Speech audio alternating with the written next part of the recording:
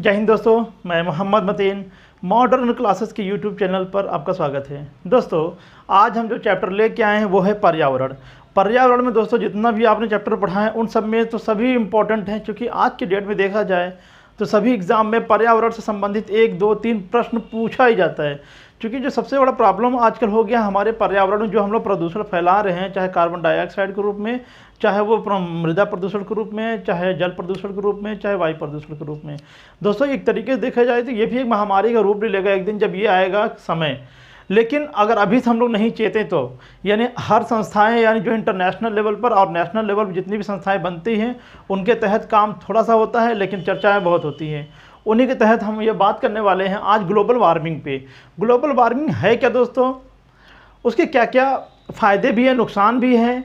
अब दोस्तों आइए बात कर रहे हैं ग्लोबल वार्मिंग कहते किसे हैं। ग्लोबल वार्मिंग कहते हैं वैश्विक उष्णयन को। उष्णयन का मतलब गर्म, यानी विश्व का तापमान, यानी ग्लोबल का जो तापमान बढ़ता है उसी को बोला जाता है ग्लोबल वार्मिंग। वार्मिंग का मतलब गर्म होना। बहुत से लोगों को नहीं पता होता ग्लोबल वार्मिंग क्या होता है, तो आज हम बता देते हैं। ग्लोबल वार्मिंग का मतलब होता है वैश्विक उष्णयन। ये क्या है दोस्तों, समझिएगा। पृथ्वी के औसत तापमान में वृद्धि ही वैश्विक तापमान यानी वैश्विक तापन या उष्णयन कहलाता है। दोस्तों, हमारी पृथ्वी है उसका एक एवरेज टेम्परेचर है, यानी औसत तापमान है। उस तापमान के अगेंस्ट में जो भी टेम्परेचर होगा, यानी बढ़ना घटना, अगर बढ़ेगा तो ये अधिक हो जाएगा और कम हुआ तो माइनस में हो जाएगा। यानी कहने का मतलब ये है कि इसी तापमान में अगर बढ़ोतरी होती है उसी को बोला जाता है वैश्विक उष्णयन, यानी ग्लोबल वार्मिंग बोलते हैं। अब बात करते हैं पृथ्वी के औसत तापमान कितना है दोस्तों, 14 डिग्री सेंटीग्रेड या 15 डिग्री सेल्सियस। तो यानी याद रखिएगा, अगर परीक्षा पेपर में एग्जाम में कभी आ गया तो आप क्या बोलेंगे, 14 डिग्री सेंटीग्रेड। हालांकि 14 रहेगा, 14 रहेगा, 20 रहेगा, 25 रहेगा, 36 भी देगा तो वहाँ पे 14 रहेगा। 14 नहीं रहेगा तो 15 डिग्री सेंटीग्रेड, और दोनों में से कोई नहीं रहेगा तो फिर अगर 16 आएगा तो 16 टिक मार्क कर दिएगा। यानी हमको हमारे कॉन्सेप्ट को चेक करना, एग्जामिनर चेक करता है, हमारे कॉन्सेप्ट को चेक करता है, कहीं ऐसा तो नहीं रट्टा मार के चला आया है। लाओ 14, 15 दोनों हटा के 16 कर दो, देखिए क्या करता है। अब अगर वही अकेडमिक में बच्चे होते हैं तो वो कहते हैं अरे मैडम ये ठीक गलत दिया हुआ है। तो ऐसा कुछ नहीं करना है, आपको अपना दिमाग लगाना है कि यार इसमें 16 दिया हुआ, 32 दिया हुआ है, 33 दिया हुआ है, 36 दिया हुआ है, तो इसमें हम 16 को टिक मार्क कर दें। ठीक है दोस्तों, अब बात करते हैं दोस्तों, ये ग्रीन हाउस गैस की संकल्पना किसने किया था, मतलब किसने सबसे पहले इसका नाम दिया था। उनका नाम था जोसेफ फोरियर। यानी जोसेफ फोरियर ने वर्ष 1824 ईस्वी में हरित गृह गैसों की संकल्पना की थी। दोस्तों, ये हरित गृह गैस क्या है इसके बारे में हम आगे चर्चा करेंगे। पहले आप इतना समझिएगा वैश्विक उष्णयन कहते किसे हैं और ये किस कारण से होता है। वो होता है ग्रीन हाउस गैसों की वजह से। लेकिन दोस्तों, ये ग्रीन हाउस गैसों के बारे में किसने बताया हमको, तो जोसेफ फोरियर। और कब बताए थे दोस्तों, ये 1824 में। दोस्तों याद रखिएगा कब बताए थे, 1824 में। ठीक है, अब बात करते हैं ग्रीन हाउस इफेक्ट, हरित गृह प्रभाव।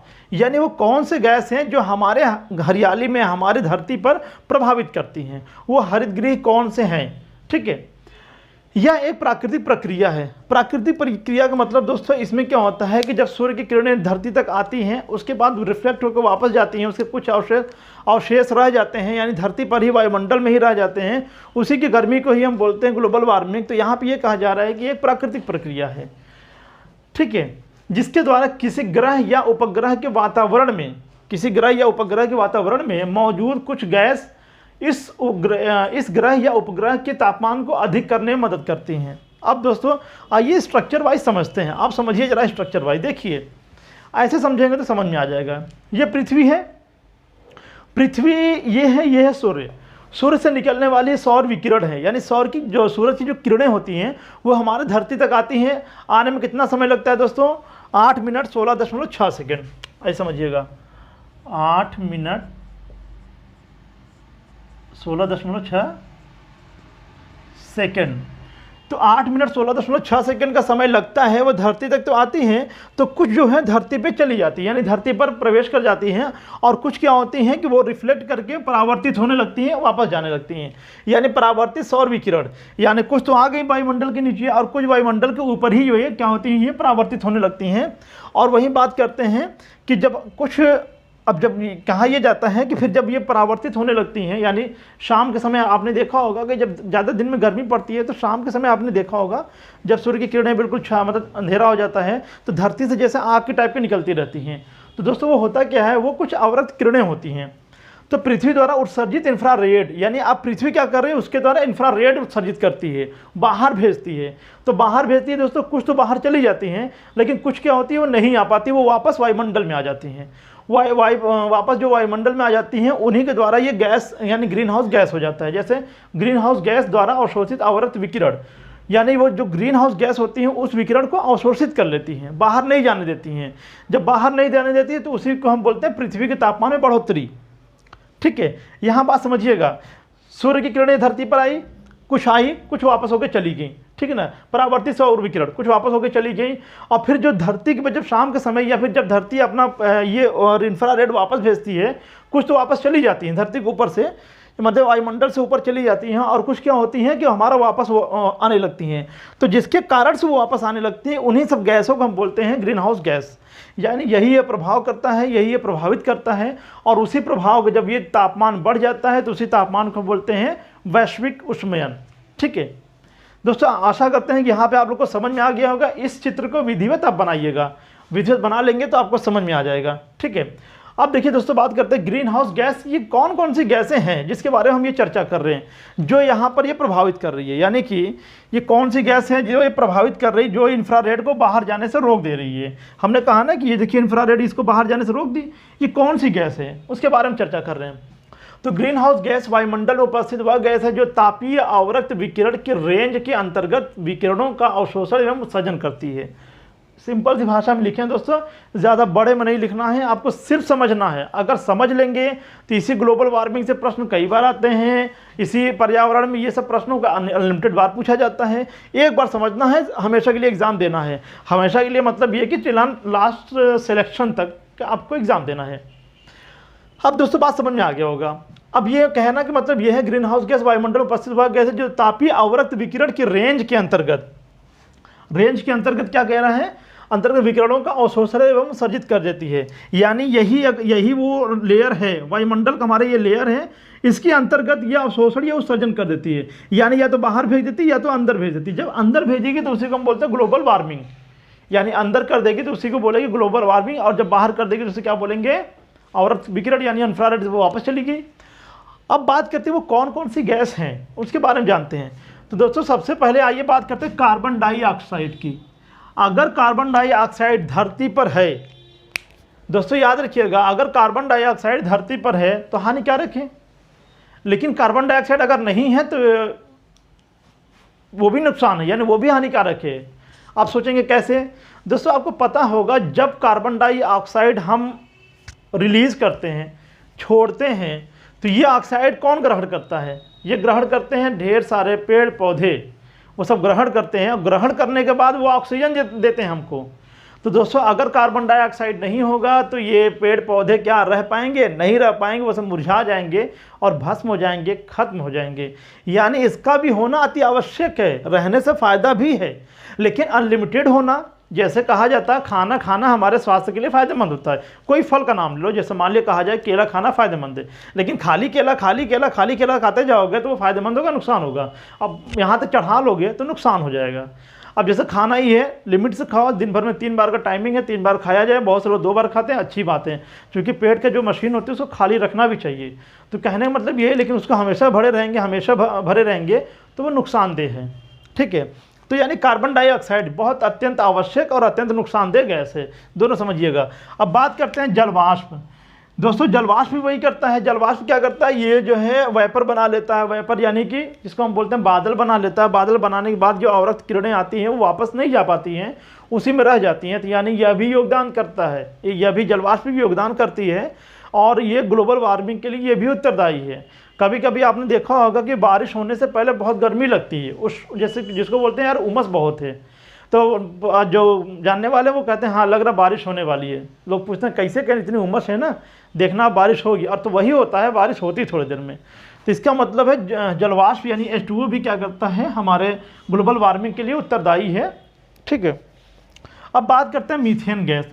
दोस्तों जाहिर सी बात है, जब कार्बन डाइऑक्साइड नीचे पाई जाती है तो मीथेन ही पाई जाती है, और मीथेन भी ये हमारे लिए यह ग्लोबल वार्मिंग को बढ़ाने के लिए उत्तरदायी है। O3 यानी ओजोन। दोस्तों ओजोन लेयर हमारे लिए बहुत लाभकारी है, यानी लाभकारी इसलिए कहा जा रहा है क्योंकि आपको पता है कि ओजोन लेयर जो सूर्य द्वारा आने वाली तेज पराबैंगनी किरणों को अवशोषित कर लेती है, तो यानी वो बहुत लाभकारी है। लेकिन अगर वही ओजोन लेयर अगर हमारे यहाँ पर पाई जाए, अगर ये पृथ्वी के ऊपरी वाले भूपरपट्टी पे पाया जाए, माने ऊपर पाया जाए, तो ये हमारे लिए नुकसान है, क्योंकि तब हमें ऑक्सीजन के रूप में O3 मिलने लगेगा, और O3 जहाँ तक देखा जाए तो वो नुकसानदेह होगा हमारे शरीर के लिए। उससे हमारे लंग्स कैंसर होने का डर रहेगा, हमारे फेफड़े सही काम नहीं कर पाएंगे, ब्लड आने लगेगा मुंह से, यानी ढेर सारी बीमारियाँ उत्पन्न हो सकती है। तो दोस्तों अब ये O3 क्यों गर्मी बढ़ाती है? दोस्तों जाहिर सी बात है, मैंने बताया था 10 से 50 किलोमीटर की रेंज में ओजोन लेयर मिलता है, यानी ओजोन गैसें मिलती हैं। तो दोस्तों वो जब जो सूर्य की जो किरणें आती हैं वो रिफ्लेक्ट होकर वापस जाने लगती हैं, तो जो कमज़ोर पड़ जाती है तो वहीं रुक जाती है, यानी ओजोन लेयर इसको रोक लेती है। रोकने के कारण क्या होता है कि वो हमारे पृथ्वी के अंदर यानी हमारे वायुमंडल के अंदर गर्मी पैदा हो जाती है। ठीक है, अब बात करते हैं नाइट्रोजन ट्राइफ्लोराइड की बात है। दोस्तों ये भी वही उसी ग्लोबल वार्मिंग की गैस है, यह भी योगदान देती है। और दोस्तों बात करते हैं सल्फर डाई हेक्साफ्लोराइड के बारे में। सल्फर हेक्साफ्लोराइड के बारे में यह भी नुकसानदेह है।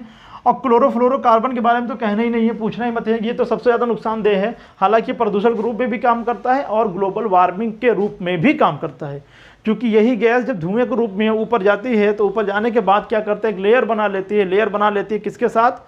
ओजोन के साथ। ओजोन के साथ लेयर बना लेती है और ओजोन को तो ओजोन में जो छिद्र कर देती है, अगर कहीं उस छिद्र से अगर वो इंफ्रारेड अगर वापस चली गई तो ठीक है, नहीं तो अगर नीचे आ गए तो दोनों जब रेज मिल जाएंगी तो अत्यधिक घातक और नुकसान हो सकता है। ठीक है, अब बात करते हैं नाइट्रस ऑक्साइड। दोस्तों नाइट्रस ऑक्साइड भी एक ग्रीन हाउस गैस है, ये भी याद रखिएगा। तो कभी कभी ऑप्शन में क्या करता है, पूछ लेता है, जैसे नाइट्रस ऑक्साइड, CFC, कार्बन जलवाष्प देता है, पूछता है सबसे अधिक प्रभावी कौन होता है, तो सबसे अधिक प्रभावी कार्बन डाइऑक्साइड होता है। दोस्तों कार्बन मोनोऑक्साइड का नाम आएगा तो कार्बन मोनोऑक्साइड सबसे ज़्यादा ग्लोबल वार्मिंग नहीं करता, यानी वैश्विक उष्मेन के लिए जिम्मेदार नहीं है, वो प्रदूषण के लिए सबसे ज़्यादा जिम्मेदार है। सबसे ज़्यादा प्रदूषण उसी से होता है, कार्बन मोनोऑक्साइड, जो कि ढेर सारे धुएं ये सब में मिले रहते हैं, कार्बन मोनोऑक्साइड। ठीक है, अब बात करते हैं कार्बन उत्सर्जन में सबसे बड़ा देश कौन सा है, सबसे आगे कौन सा, यानी ग्रीन हाउस गैस उत्पादक में देश कौन सा है। यानी बात करते हैं चाइना। चाइना पूरे विश्व का 30% अकेले उत्सर्जित करता है, यानी अकेले वो उत्पादन कर रहा है कार्बन का, यानी ग्रीन हाउस गैस का। USA दूसरे नंबर पे आता है 15%, इंडिया आता है तीसरे नंबर पर 7%, और वहीं यूरोपीय संघ की बात करेंगे तो वो 9% है। तो दोस्तों यानी हम तीसरे नंबर पर आ रहे हैं। हमें इसको बचाने के लिए सबसे बड़ी ताकत हमारी है पेड़ पौधों को लगाना। दोस्तों याद रखिएगा, अगर पेड़ पौधों को लगाएंगे तो हमारे ग्लोबल वार्मिंग कम होगी, और वहाँ पर हमारे अच्छी खासी मतलब पौधे होने से क्या होता है, जब ग्लोबल वार्मिंग कम होगी तो ढेर सारे डिसीज़ भी नहीं होते हैं। ठीक है, आपने देखा हो गर्मियों में ज़्यादा फोड़े फुंसी निकलते हैं, तो ये तो सिर्फ एक आगाज़ होता था, लेकिन आने वाले डेज में हम आपको डेटा दिखाते हैं कितना ज़्यादा गर्मी बढ़ने के चांसेस है अभी। ठीक है, तो दोस्तों ये तो बात हो गई, ये अर्थ आवर है, इसको हम आगे समझाते हैं। अब बात करते हैं भूमंडलीय उष्णता के प्रभाव, यानी क्या क्या प्रभाव हो सकते हैं, यानी ग्लोबल वार्मिंग के क्या क्या प्रभाव हो सकते हैं। आइए समझते हैं दोस्तों। एक सकारात्मक प्रभाव पड़ता है और एक नकारात्मक प्रभाव पड़ता है। सकारात्मक की बात कर लेते हैं। देखिए दोस्तों, सकारात्मक में क्या है कि अधिक बादल बनेंगे। अधिक बादल बनेंगे मतलब अधिक बादल बनेंगे क्यों? क्योंकि जब ज़्यादा गर्मी रहती है तो वाष्पोत्सर्जन ज़्यादा होता है, यानी उसकी क्या होती है, वेपराइजेशन ज़्यादा होता है। कहाँ पर? हमारे वायुमंडल में जब जल वाष्प ज़्यादा उत्सर्जित होगा तो बादल ज़्यादा बनेंगे, बादल ज़्यादा बनेंगे तो वर्षा ज़्यादा होगी। ठीक है, यानी एक फ़ायदा हुआ। अधिक प्रभाव में प्रकाश संश्लेषण, अधिक मात्रा में प्रकाश संश्लेषण में बदलाव आएगा। जाहिर सी बात है, प्रकाश संश्लेषण से ये तो फोटोसिंथेसिस से तो वो भोजन बनाते हैं अपना पेड़ पौधे, तो उसमें लाभकारी होगा। पौधों द्वारा जल उपयोग की क्षमता में वृद्धि होगी, यानी पौधे जल उपयोग ज़्यादा करेंगे, यानी वर्षा ज़्यादा होगी, जल उपयोग ज़्यादा करेंगे, जल उपयोग ज़्यादा करेंगे तो वो क्या करेंगे, अच्छे अच्छे पेड़ होंगे। यहाँ पे ये बात कही जा रही है। वाष्पोत्सर्जन दर में कमी आएगी। दोस्तों वाष्पोत्सर्जन दर में कमी आएगी, वो तो श्योर है, आप तो समझदार है ही हैं।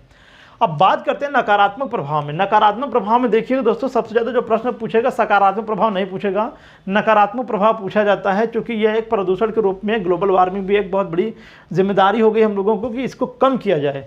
तो क्या है, अब बात करते हैं नकारात्मक प्रभाव पर। बात करते हैं तापमान वृद्धि होगी। जब तापमान में वृद्धि होगी, जाहिर सी बात है, उसी को तो बोला जा रहा है ग्लोबल वार्मिंग। जब तापमान में वृद्धि होगी तो पौधों के रोगों में बढ़ोतरी होगी। अब यहाँ पौधों के रोगों में बढ़ोतरी दे दिया है, लेकिन जीवित इंसानों के रोगों में क्या बढ़ोतरी नहीं होगी? होगी दोस्तों। यानी आप दोनों नोट कर लिए, पौधों एवं जंतुओं में रोगों की वृद्धि, पौधों एवं जंतुओं के रोगों में वृद्धि, यहाँ लिखिएगा जंतुओं के रोगों की वृद्धि हो जाएगी इसमें, किससे? तापमान बढ़ने से। अच्छा, ग्लेशियर का पिघलना, जब ग्लेशियर पिघलेंगे, जाहिर सी बात है जब भाई जैसे जैसे गर्मी बढ़ती जाएगी ग्लेशियर पिघलेगी, ग्लेशियर पिघलेगा तो क्या होगा? वो जल कहाँ जाएगा? नदियों में जाएगा, तालाबों में जाएगा, समुद्र में जाएगा, झील में जाएगा। जो उसका क्या होगा? लेयर बढ़ेगा। जब लेयर बढ़ेगा तो उससे क्या होगा? उससे होगा कि बाढ़ आएगा। नहीं तो जो सागर के किनारे जो छोटे छोटे द्वीप होते हैं, जैसे मालदीव हो गया और श्रीलंका हो गया, अंडमान निकोबार द्वीपों का समूह है वो हो गया, लक्षद्वीप हो गया, इंडोनेशिया द्वीपों का समूह है, जापान है, ये सब क्या रह पाएंगे? नहीं रह पाएंगे भाई। ये द्वीप है, ऐसे समझिएगा, ये द्वीप है। अब ये जो है क्या है? चारों तरफ से जल से घिरा है, ये चारों तरफ से जल से घिरा हुआ है, ऐसे समझिएगा।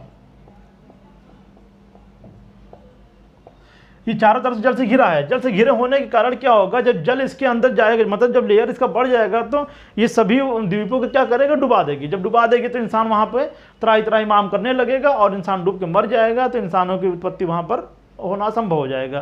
तो यानी कहने मतलब है कि नदियों में जल की वृद्धि हो जाएगी, यानी सीधा सी बात में बाढ़ आ जाएगी। ठीक है ना। आगे बात करते हैं समुद्र स्तर में वृद्धि। बिल्कुल बात है, ग्लेशियर के पिघलेगा तो समुद्र स्तर में वृद्धि होगी, तो तटीय प्रदेशों का डूबना, यानी जो तट का मतलब होता है किनारा, यानी किनारे वाले जो देश है उन सबका डूबना निश्चित हो जाएगा, यानी वो सब डूब जाएंगे। ठीक है। अब बात करते हैं बाढ़ आएगा, सूखा पड़ेगी। अच्छा दोस्तों, यहाँ बात करें बाढ़ भी आ सकती है, सूखा भी पड़ सकती है। सूखा क्यों पड़ेगी?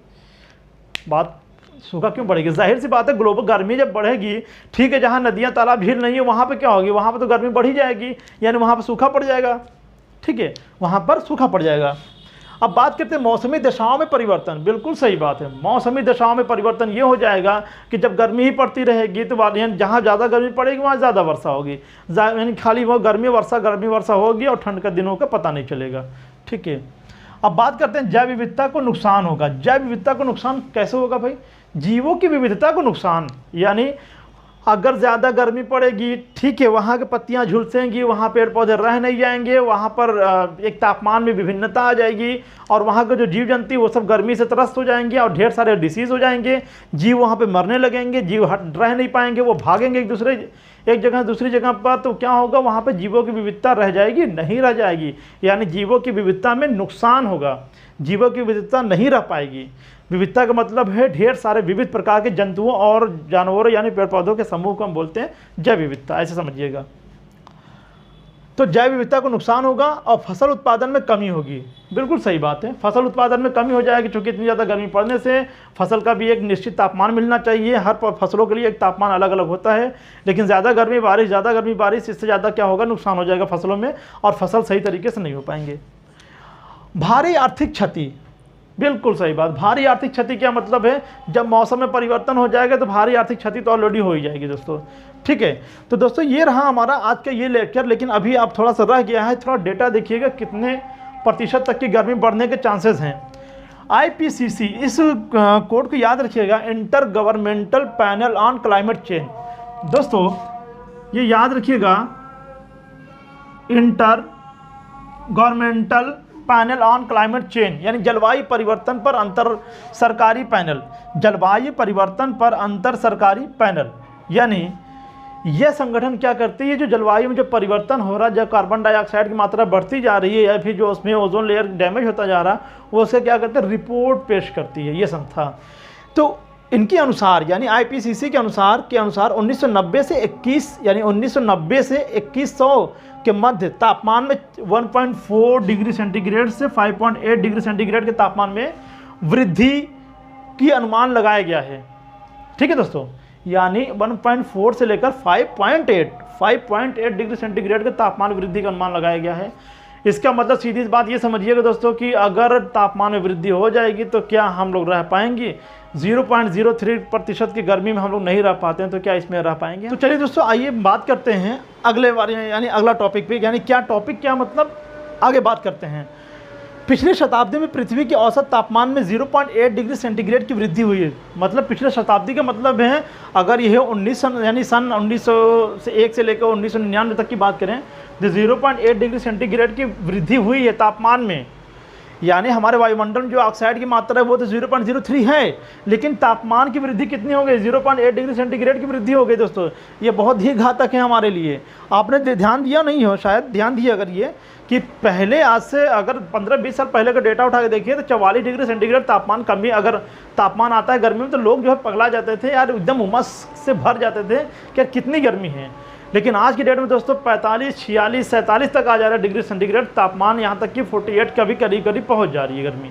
तो दोस्तों इससे हमें बचने के लिए, ग्लोबल वार्मिंग से बचने के लिए हमें ढेर सारे पेड़ पौधों को लगाना होगा और पर्यावरण संरक्षण के तहत ढेर सारे पेड़ पौधों को लगाइए और जितना हो सके ग्लोबल वार्मिंग को छोड़ने में कम छोड़ा जाए। ठीक है, ग्लोबल वार्मिंग को रोकने के उपाय, क्या क्या उपाय किए गए हैं दोस्तों, ध्यान दीजिएगा। स्टॉकहोम सम्मेलन, दोस्तों सम्मेलन कौन सा है, वही पर्यावरण संरक्षण से रिलेटेड जो संबंधित था। यानी हमारे इसी सम्मेलन में ये कहा गया था कि पूरे विश्व के 33% पर वनों का होना अनिवार्य है।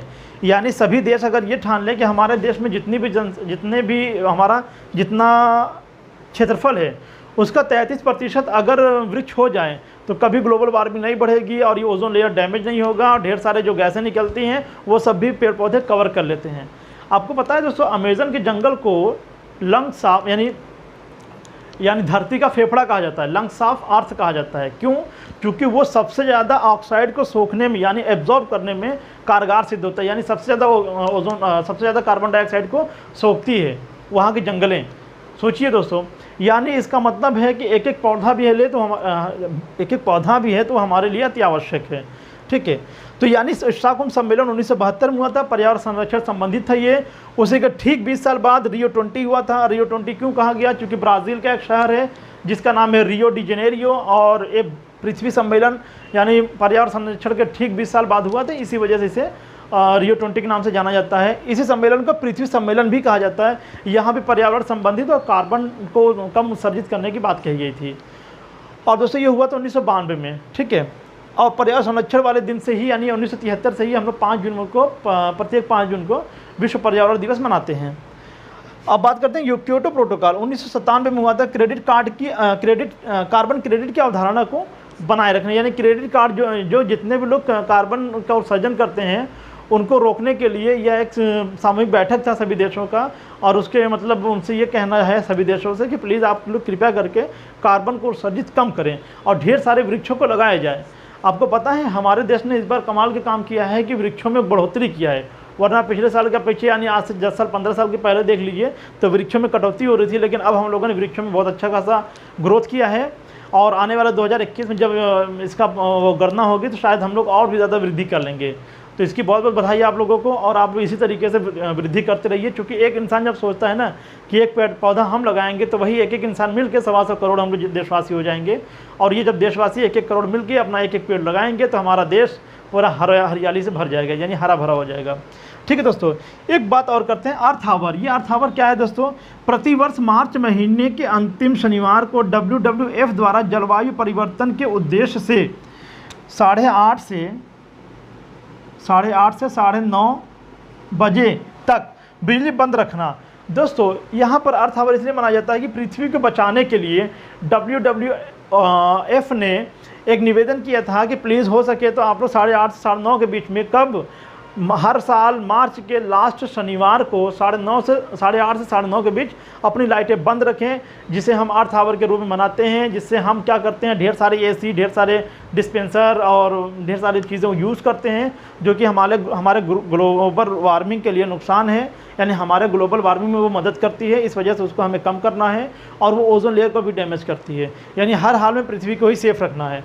दोस्तों ये तो रहा है आज का हमारा लेक्चर। आशा करते हैं कि आपको अच्छा लगा होगा। अच्छा लगेगा ही क्यों? क्योंकि ये इन्वायरमेंट का प्रोग्राम है, यानी इन्वायरमेंट क्लास है और इन्वायरमेंट आप लोगों को बहुत पसंद भी आ रहा है। दोस्तों आना भी चाहिए। क्यों? क्योंकि ये समय ऐसा आ गया है कि आज की डेट में सबसे ज़्यादा घातक जो सिद्ध हो रहा है हमारी इन्वायरमेंट यानी हमारे वायुमंडल, यानी हम लोग वायुमंडल को प्रभावित करते जा रहे हैं, नुकसान करते जा रहे हैं। इसलिए इसको बचाना पड़ेगा और ये स्क्रीनशॉट ले लीजिए आप लोग और इसी तरीके से हमारे वीडियो का इंतज़ार कीजिएगा। अगले वीडियो का इंतज़ार कीजिए। तब तक के लिए जय हिंद, जय भारत।